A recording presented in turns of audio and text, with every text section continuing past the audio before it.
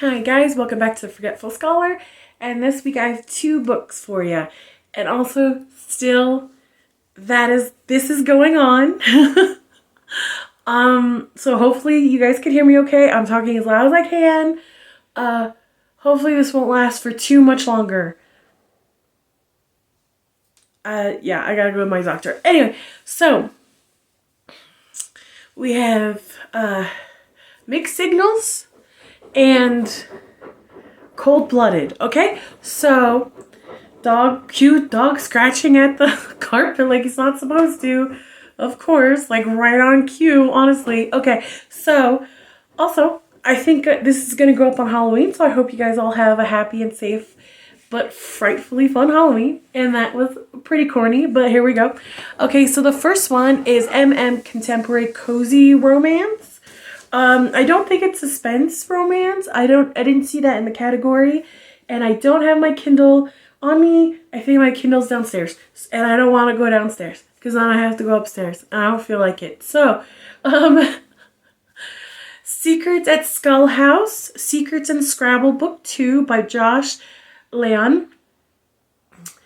And this is the second in the Secrets in Scrabble series, and we're following Ellery and his adventures at settling in Pirates Cove.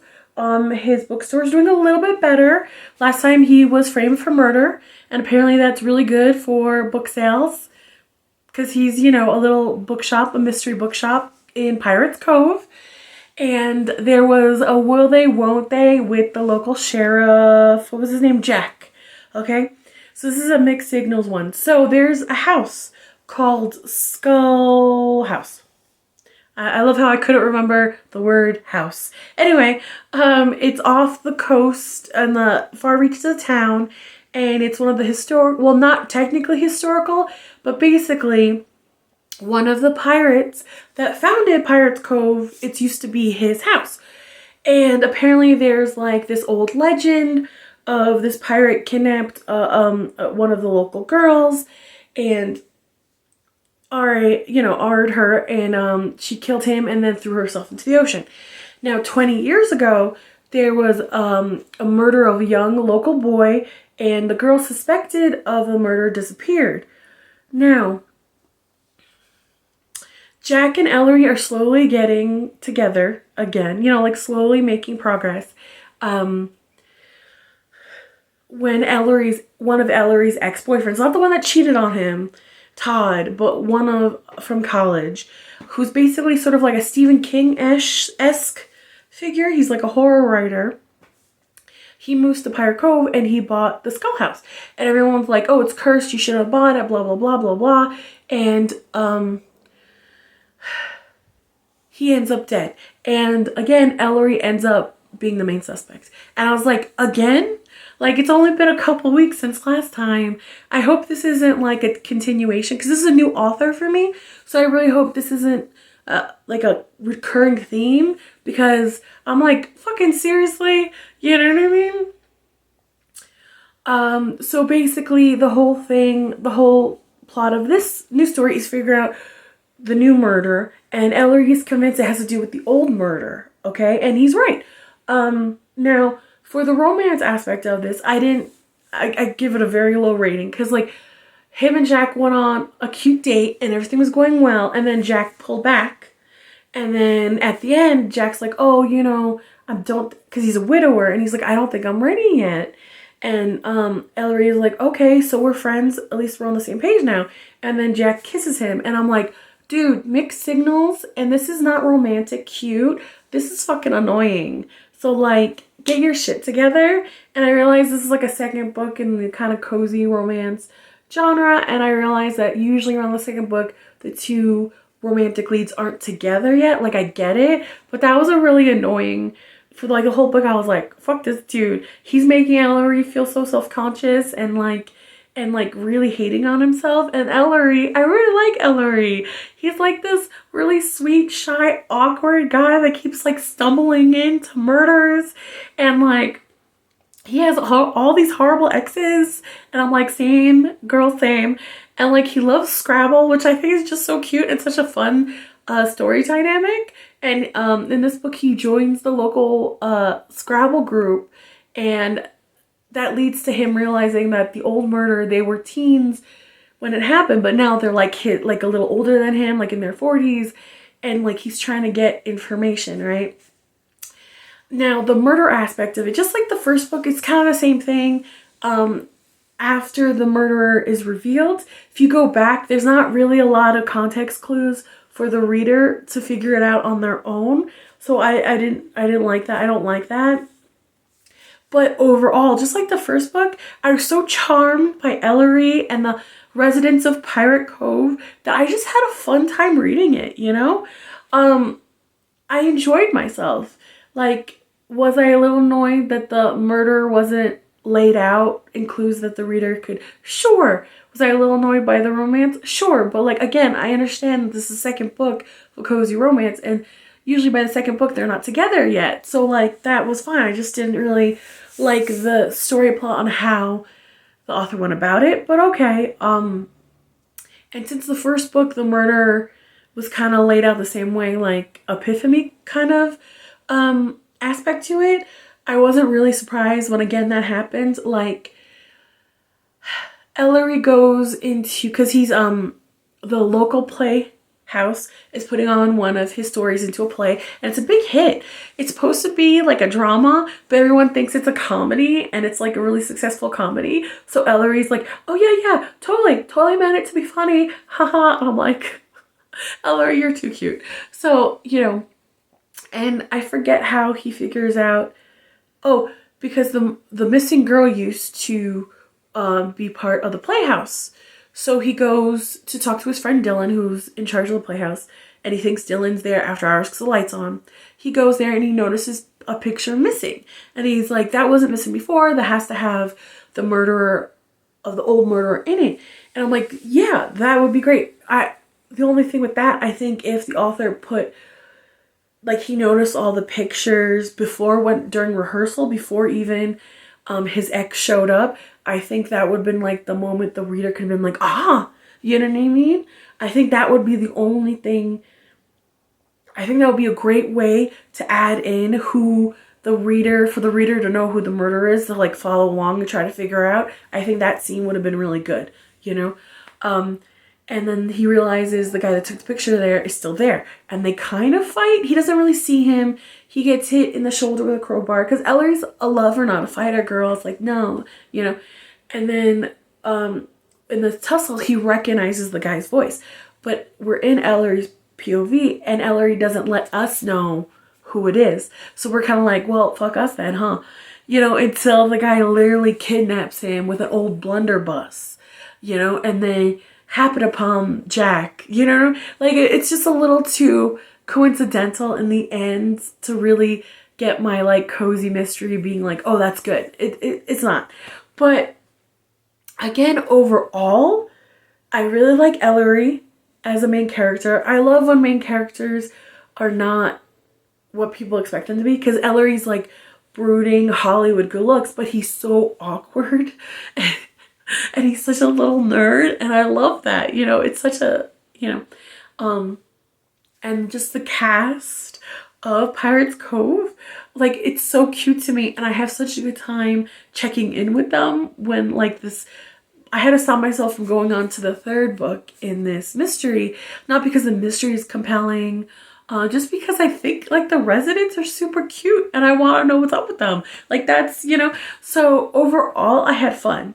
So I would give it a 3-star because the mystery wasn't that great to follow along with. And the romance, again, it's in that second book, standstill kind of thing. So 3 stars because I really enjoy the cast of Pirate Cove. And I look forward to more of their adventures. You know, and just because I want to know, oh my god, my voice. Just because I want to know what murder's going to happen next. I really hope the third book, he's in the main suspect in a murder again. Because, like, seriously, enough. It's getting a little annoying. You know what I mean? Like, pick up another trope. He's already deep into the unsuspected detective trope, okay? So let's just try something else, please. I'm saying this as if the third book hasn't already been written. It's been written for a while. So I don't know who I'm talking to. Anyway, oh, pages fell out of my notebook. Excuse me, hold on. Totally professional. Okay, second book, Cold Blooded. Okay, so to me this is like a cold-blooded book. All right. Hollow, a frick and a treat for all. Hallows Eve, Sleepy Hollow Duology by C.M. Noscasta. It's a duology. Now there was 2 stories in this, 2 little novellas. One was Ichabod Crane and the Headless Horseman. And the other one was Katrina, Tassel, and the Headless Horsemen. Now, the first one, Ichabod Crane, I skipped because I'm not really into threesomes, and also Ichabod in this was a school teacher, and I don't like that dynamic. I don't teacher and student. I don't jive with that. It's just, personal preference. Like, I understand this is fiction and all that stuff, and you do you, but like I don't like that. I don't even like professors and students. It's just like books where because I know there's some books out there where it's like psychologist and patient, and I find that icky sticky. It's like the same thing for me, like the power dynamic. It's just not appealing to me, so I skipped it. So I went to the Katrina one, katrinavantessal. I don't know if I said it right. Okay, so this, if I could give it 0 stars, I would have. This is not a romance. It's an erotica, which is fine. Totally fine. I don't really read a lot of erotica because like erotica is its own genre and it's different from romance because romance can have love scenes in it, but it's not considered an erotica, right? And I think especially lately I've seen a lot of TikToks, romance TikToks where I'm like, well, that's an erotica. That's not a romance. But okay, you enjoyed yourself. All right. Stuff like that. Oh, my hair's so fuzzy. And I'm so cold and my throat hurts. I hope I feel better for tomorrow, Halloween. Anyway, okay, so I want to give out candy, but if I'm still feeling this bad, I'm probably gonna like put it outside with like a, just take one please, because I don't want to get like the kids sick. You know what I mean? I have to be a responsible adult and not spread my cold throughout the town. Anyway, okay. Now, this is written, I think it's supposed to be sort of in the style of a fairy tale, which kept you very separated from Katrina. Now, Katrina, you find out she's always been able to see ghosts, right? And I expected this to be scary because it's like in the horror genre too. And you guys know me. I am, with literary horror, I am a baby bitch. Any little thing, I'm like, ooh. That someone's like, oh, that was a little scary. I'm like, that was so scary. So I was expected to get like frights. Nothing. It didn't scare me at all. And I'm like, wow. And I'm a baby. So like, if it didn't scare me, you know what I mean? The horror girlies are not gonna even like think of this as a blip, right? So she could see ghosts her whole life. And I think it doesn't really say when, but considering the technology at the time, I think it's around the mid 1800s, New York State, Sleepy Hollow, and Tarrytown, right? I do like that the writer distinguished Sleepy Hollow and Tarrytown. I had a friend in, growing up, she moved to Sleepy Hollow, New York. It's a beautiful place. It's gorgeous. Anyway, focus. Okay, woo. So basically she's always seen ghosts, right? And she comes to this town and she's gonna teach she's a school teacher. She's gonna teach the girls how to read, write, and do math. And I'm like, oh, that's fantastic, right? But we don't find out why. We don't know who taught her. We don't know why she finds it so profoundly important. Because it 100% is. But I want to know her, why she does, why she subjects herself to what she goes through to make sure that the next generation can read, write, and do math. Because she has this motto for life, let them get it over with. And that's what she thinks when she encounters a ghost and when she encounters a predatory man. And like, why I say this is erotica? Because there's a lot of sex scenes that have nothing to do with the main romantic pair, okay? So like, one of the first sex scenes, one of the town elders that's like calling her a witch is also like rubbing up against her and like forces her to give him a hand job, and she's completely detached.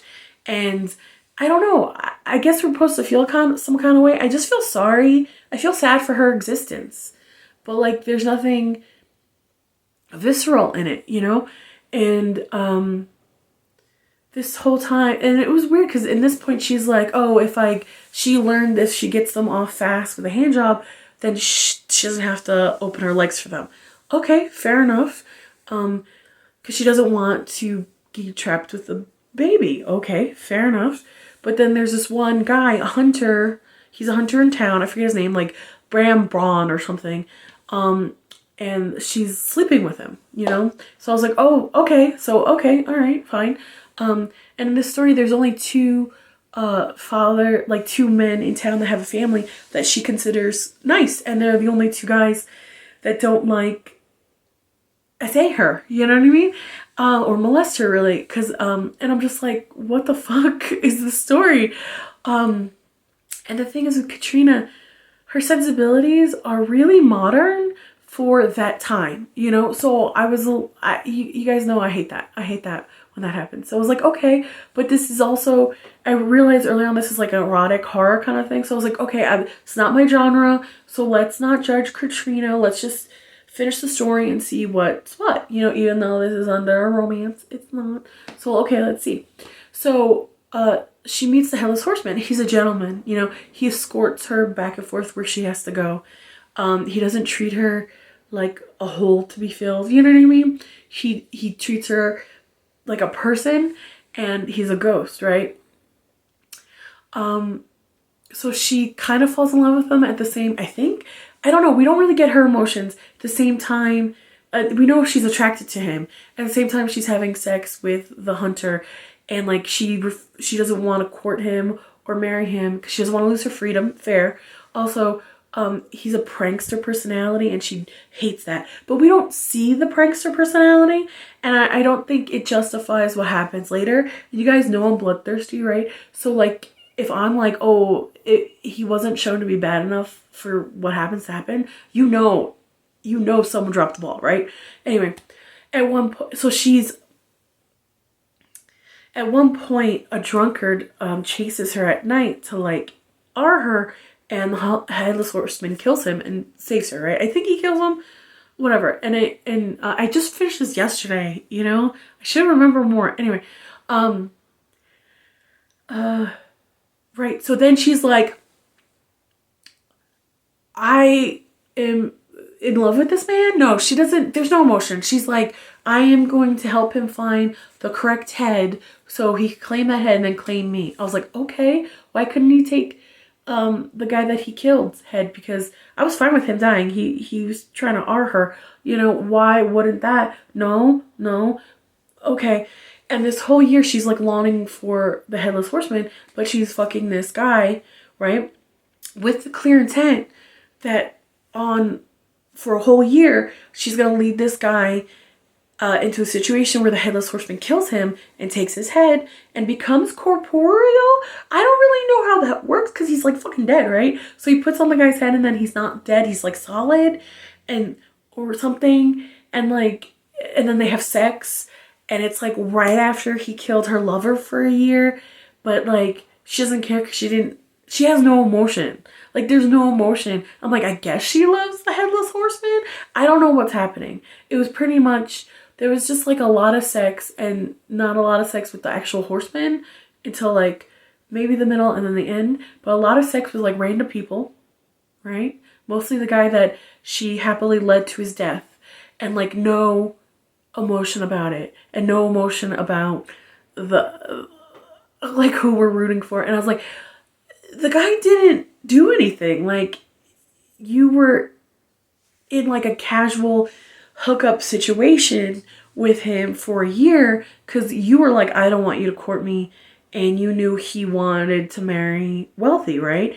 So, but you were happily enough to F him, right? So you led him to his death and you don't care about it, and then like the horseman that's not really a ghost because he puts on the guy's head and becomes corporeal and then fucks you 2 seconds after he killed the guy, and you're fine with it.